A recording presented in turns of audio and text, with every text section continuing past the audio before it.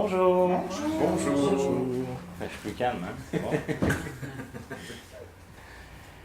Alors, avant qu'on continue avec la ligne du temps, ce que j'aimerais avoir avec vous, c'est quelques petites consignes pour qu'on puisse avancer, donc et intégrer donc, la matière plus rapidement. Donc, vous vous rappelez que, vous allez me dire si ça vous rappelle quelque chose, ça. Il y a le savoir, il y a le savoir-faire, et le savoir-être. Ça vous dit quelque chose? Oui. Ça me dit rien. Je suis bien gauche de ça. Bon. Donc, évidemment, le savoir, il y a toutes sortes de connaissances. Savoir-faire, c'est ce que vous développez, les habilités pour coacher d'autres personnes. Et il y a également le savoir-être. Et ça fait partie des formations en PNL et des formations en coaching. Donc, là où je veux en venir, c'est le niveau où vous arrivez maintenant, c'est que vous allez pouvoir avoir un niveau d'interaction où justement le temps qu'on passe ensemble devient une opportunité pour passer à un autre niveau. Donc, je disais, vous avez peut-être remarqué que parmi vous, il y a des gens qui ont d'autres modèles du monde. Comme genre style. Genre style, oui. Donc, on fait quoi avec ça? On a remarqué. Hein? Tu avais remarqué aussi? OK. Donc, c'est à partir de maintenant, c'est d'arriver à un nouveau standard. Ce que je vais vous montrer, c'est, là, on acquiert des connaissances, excellent. On acquiert du savoir-faire, puis on va continuer là-dessus. Et également cette notion de savoir-être. Ça veut dire que, en ce moment, considérez, c'est l'équivalent d'un laboratoire. Donc, on fait des exercices en laboratoire. Je ne parle pas nécessairement chimie, le terme laboratoire, on l'utilise aussi pour faire des exercices. C'est ce que vous faites quand vous faites du coaching. Vous n'êtes pas nécessairement avec des personnes que vous n'avez jamais rencontrées. Entre vous, vous avez eu l'occasion de vous pratiquer, c'est un laboratoire, mais là, vous commencez à rencontrer des personnes qui n'ont aucune notion de PNL, aucune notion de coaching. C'est la même chose au niveau du savoir-être. Ce qui veut dire que, dans ce sens-là, quels sont les... comment on appelle ça, les présupposés qui vous reviennent au niveau de l'interaction avec les gens? Je suis responsable de ma communication. Ça, c'en est un bon, oui, tout à fait.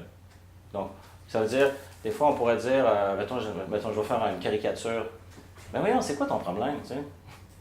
Puis là, ben, tu le prends mal. Ben non, mais c'est pas ça que je voulais dire, mais je l'ai peut-être pas dit de la meilleure manière, tu vois? Effectivement, on est responsable de notre communication. Dans le sens, après, on a déjà eu cette conversation ensemble. Est-ce qu'on est 100% responsable? Non, si la personne, je ne sais pas, moi, est schizophrène, est paranoïaque, bon, ben là, on ne peut pas compenser pour ça. Mais c'est de prendre le maximum de responsabilité qu'on peut pour optimiser notre communication. Fait qu'effectivement, ça, c'en est un bon.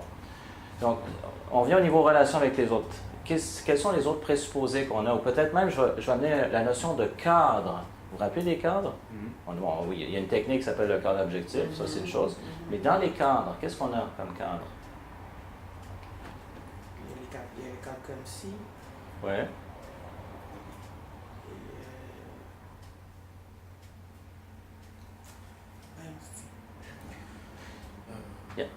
Il y en a un, parce qu'on pourrait en voir plusieurs, on avait vu, mais la notion de curiosité. Ben, il y a la flexibilité, il y a aussi de savoir est-ce que c'est utile ou non utile, au lieu de savoir si c'est vrai ou faux. Ouais. Donc, c'est quand quelqu'un dit quelque chose, on n'essaie pas de savoir si c'est vrai ou faux, mais c'est-tu utile ou non utile. Mais dans le même sens, cette notion, je vais le mettre... Oui? Ça, c'est au niveau conversationnel. Dans l'interaction, oui. Oui, ça, c'est le recadrage, amener une autre alternative, donner un autre sens d'un événement.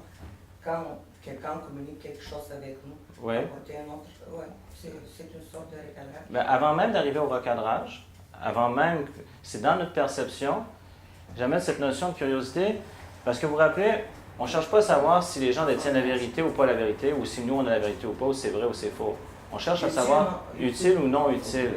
Et dans ce sens-là, mettons ça, je donne l'exemple de la curiosité, c'est de découvrir, tiens, un autre modèle du monde.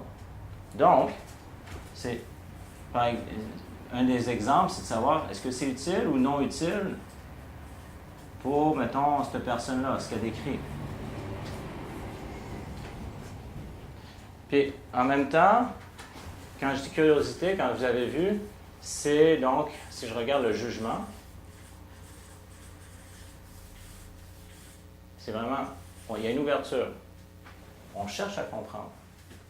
Si on juge, on vient de bloquer le processus. Si on garde notre curiosité, là, on continue. C'est comme, si je comparais, mettons, le jugement, c'est comme si on se bloque. Notre esprit est fermé. Si on reste curieux, là, on crée des possibilités. Et des fois, on pourrait regarder avec toutes sortes de personnes, mettons des gens qui consomment, avec tout ça. Et je l'avais raconté la fois, juste un petit instant, de ma cliente qui voulait arrêter sa consommation d'alcool et qui m'avait raconté que la fois où elle était anorexique, c'était une des rares fois où elle avait un sentiment de contrôle dans sa vie, vous vous rappelez? Fait que j'aurais pu dire, n'importe quoi de l'anorexie. Là, c'était curieux. C'était une des rares fois dans sa vie où elle avait un sentiment de contrôle. C'est de savoir, ça peut être utile. Puis finalement, on avait vu que oui, en appliquant la stratégie qu'elle avait sur le contrôle alimentaire sur l'alcool, ça a eu l'efficacité. Mais avoir jugé tout de suite, on aurait passé à côté. C'est ça. Oui. Je ne me rappelle plus que je le disais, mais de ce que tu viens de dire, c'est... En général, moi, ce que je vois dans la vie, c'est que le monde juge pas mal plus qu'on est curieux. Oui. On saute direct dans les deux gros. C'est justement la facilité, c'est de juger. C'est la plupart des gens, je veux dire, ils vont même pas. Ne serait-ce que dans la formation que vous faites, vous avez un intérêt pour apprendre des choses différentes. Fait que vous êtes hors norme. Je veux dire, si on regarde par rapport à la moyenne, souvent les gens vont parler la pluie du beau temps, chialer contre le gouvernement. Bon, c'est sûr que là, je fais des grosses généralisations. Non, mais c'est... Oui, en général, c'est ça. Bon, mais là, c'est d'aller chercher une connaissance au niveau de l'être humain, au niveau de savoir comment faire les choses différemment, puis même par rapport à soi-même. Ça, je vous l'ai dit, malheureusement, dans plusieurs formations, il y a trop cet aspect-là qui ressort seulement. Pourtant, si on regarde les standards l'INLPTA, ça en fait partie aussi du savoir-être.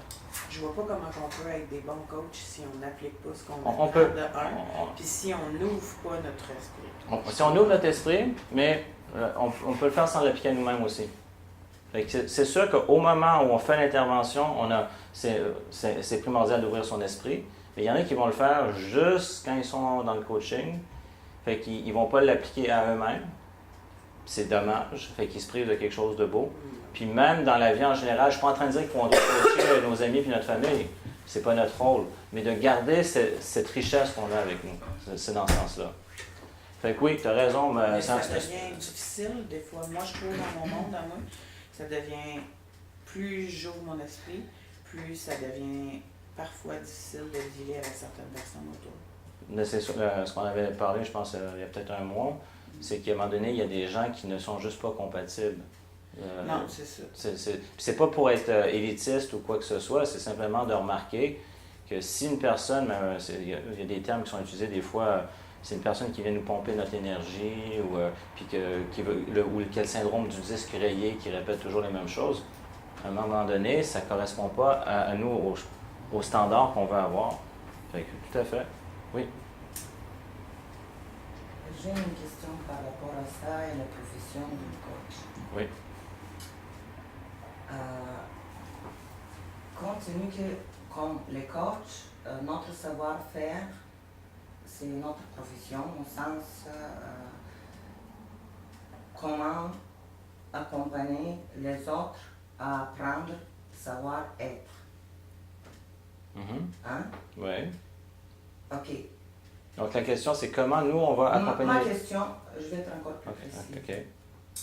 C'est la responsabilité de nous qu'on veut devenir coach. Exemple. Quand notre savoir-être... Exemple, si quelqu'un qui se drogue, qui n'est pas équilibré, qui a des problèmes personnels, tout le monde a des problèmes, mais des fois les problèmes sont un petit peu plus... comment je peux dire, complexe. OK.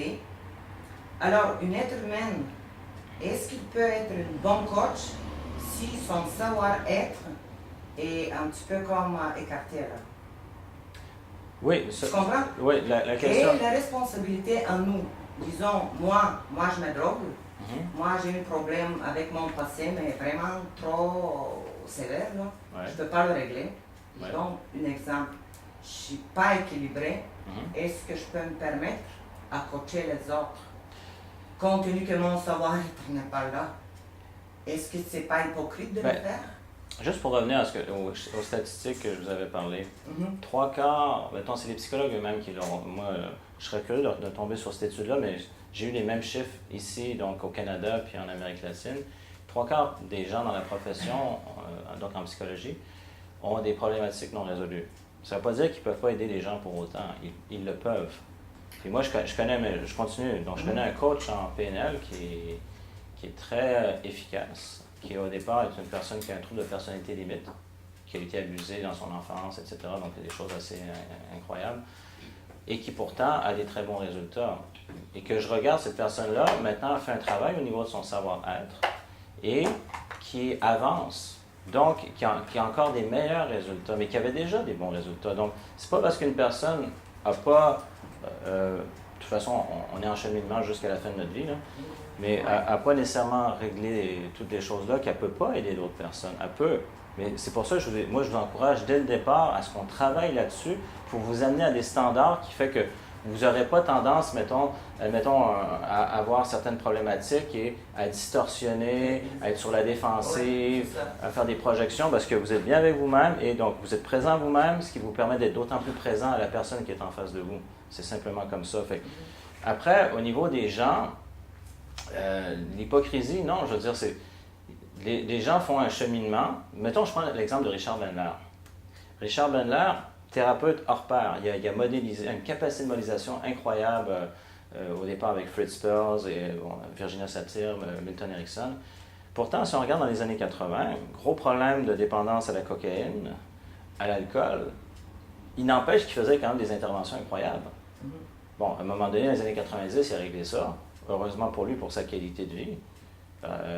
Mais est-ce que c'est hypocrite? Je pense que là, si on commence à avoir de l'hypocrisie, on rentre dans le jugement. Ouais, c'est ça, direct ça. Mais au sens, écoute, moi j'ai un problème, je ne peux pas régler mon passé, mais je vais te montrer comment toi tu vas le faire. Probablement, je n'ai pas bien utilisé le mot hypocrisie, mais c'est comme, s'il vous plaît, il y en a comme un danger de tomber, de le prendre personnel, si tu veux, quand il y en a quelque chose qui n'est pas réglé. Oui, mais on ne sera jamais parfait, là. Mais personne ne sera jamais parfait. Il y a toujours quelqu'un devant quelqu'un d'autre qui aura des choses à régler, devant quelqu'un qui a des choses à régler. Mais il y a une base. Il y a une base. Il y a une base C'est en ça tant que que je coach dis, qu'on quand doit c'est à avoir. l'extrême, je parle pas. C'est sûr qu'on apprend toute notre vie, on va apprendre, mais quand même, il y en a un certain niveau d'équilibre qu'on atteint dans notre développement personnel. Et plus le savoir-être est dedans, plus selon moi, notre savoir-faire va être meilleur. Absolument. Mais, c'est donc, Moi, j'amènerais un exemple. OK, à un moment donné, je faisais du coaching avec une dame, puis au niveau de l'accumulation. Puis bon, il y a eu un malentendu, une distorsion. Puis j'ai pris personnel. Mais là, j'en ai eu pour 2 jours, là, à être tout croche chez nous. C'est sûr que j'ai pas aidé la personne, je me suis pas aidée moi-même, là, parce que j'ai distorsionné pendant 2 jours, tu sais. Fait que je trouve que ça, c'est bien maintenant, avec le savoir que j'ai un peu plus. Ben, j'apprends à avoir un équilibre face à ça, tu sais, que les gens peuvent distorsionner, puis là, je vais les aider au lieu de prendre la distorsion puis me blesser avec. Oui, puis tu as mentionné montrer à quelqu'un dans... Moi, je vois ça plutôt comme facilité. Ouais. Je montre rien.